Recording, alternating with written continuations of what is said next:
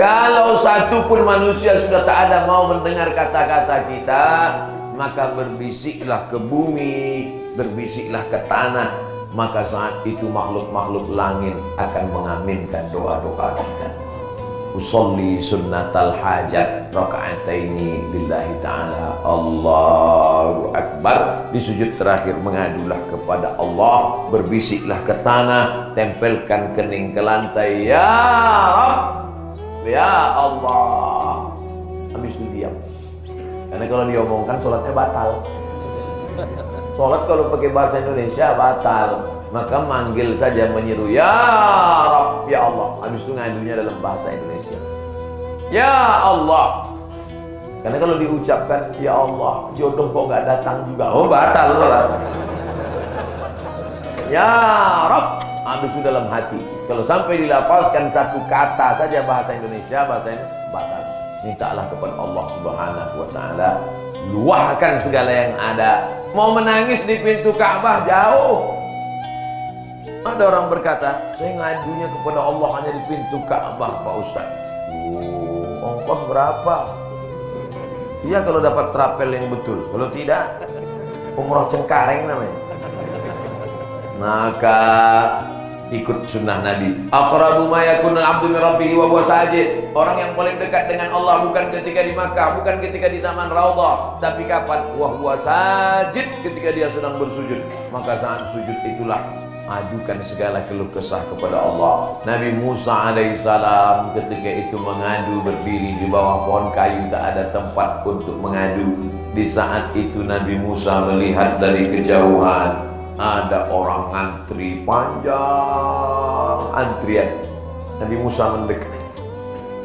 Pelajaran yang ketiga, jangan sendirian, tapi gabungkanlah diri dengan jamaah. Makanya kalau nampak orang ramai, datang. Ada orang ramai, datang. Kalau ramainya baik, ikut. Ramai, datang. Rupanya dangdut, pergi. Nah, ini jangan ceramah saya dipotong. Kenapa ente ikut ini? Ingat ceramah Ustaz Somad waktu subuh di Tabalong kemarin, di Tanjung kemarin. Apa kata dia? Kalau ada keramaian, datang. Terus nikmati. Oh, ini tak betul. Ini dia plesetkan ceramah saya. Nampak dari jauh ada keramaian, ada orang, jangan bertahan sendirian. Dia mesti berjamaah. Kata Nabi, alaikum bil jamaah. Ini pesan yang ketiga dari Nabi Musa alaihissalam. Nah, maka dia pun mendatangi orang ramai. Nabi Musa lihat ramai sekali. Apa yang menyebabkan orang ramai? Ternyata ada sumur tempat mengambil air, tapi lubang sumur kecil sekali gara-gara ada batu yang bergelinding dari atas bukit menutup pintu sumur. Itu beda sumur dulu sama sumur sekarang. Sumur sekarang memang pintunya kecil karena disedot pakai mesin. Sumur dulu besar, harus ditimba. Tapi pintu sumur tertutup. 30 orang laki-laki gagah perkasa tidak sanggup menggeser batu itu. Datang Nabi Musa sendirian, dia geser. Pantasan sekali tinju mati.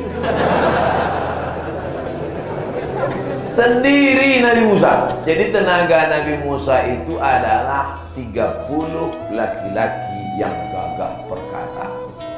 Itu Nabi Musa alaihissalam. Maka digeser oleh Nabi Musa, akhirnya bisa. Kata mereka, karena engkau yang bisa membuka ini Nabi Musa, silakanlah ambil air. Tapi Nabi Musa melihat ada antrian ini perempuan. Nabi Musa mengedepankan perempuan. Kata Nabi Musa, ladies first. Perempuan dulu. Gabungkan diri dengan jamaah. Pelajaran yang keempat apa dia? Tolong orang lemah. Karena di antara yang panjang antrian ini ada perempuan yang lemah. Maka dipanggil Nabi Musa, perempuan duluan. Perempuan itu pun mengambil air, dia junjung ke atas kepalanya mau dibawa pulang. Jangan pernah berhenti menolong orang lemah, karena dari pertolongan pada orang lemah itulah Allah akan mengangkat derajat kita insya Allah. Tolong orang lemah.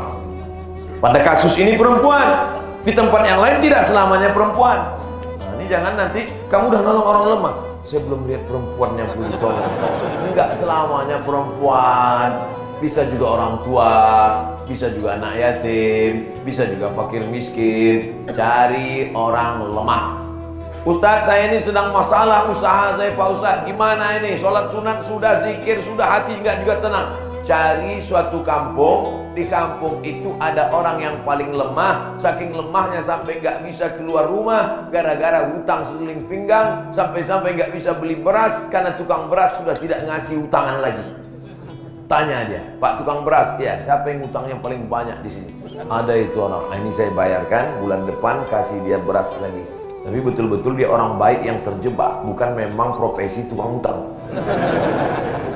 Insya Allah kalau itu kita lakukan, man yassara an mu'sirin yassarallahu anhu, maka Allah akan melepaskan dia dari segala kesulitan. Wallahu fi aunil abdi maka al abdu fi auni akhi. Allah akan menolong seorang hamba selama hamba itu mau menolong saudaranya. Pertolongan itu datang dari siapa?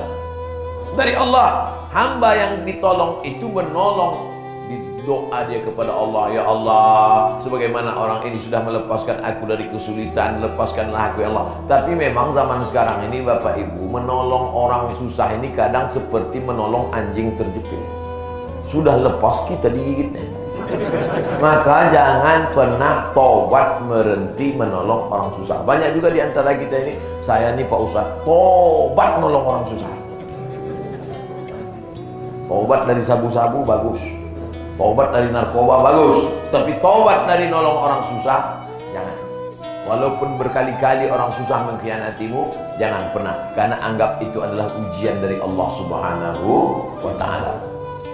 Pinjamlah Pak Ustadz uangnya, saya susah itu begini begono begini, kita kasih. Akhirnya la salam wala kalam, batang hidungnya pun tak nampak. Anggap inilah orang yang dikirim Allah untuk menguji imanku. Nanti kalau ketemu sama dia jangan marah, tunjuk aja, kau yang dikirim Allah menguji imanku. Allah akan ganti dengan yang lain insya Allah. Amin. Amin.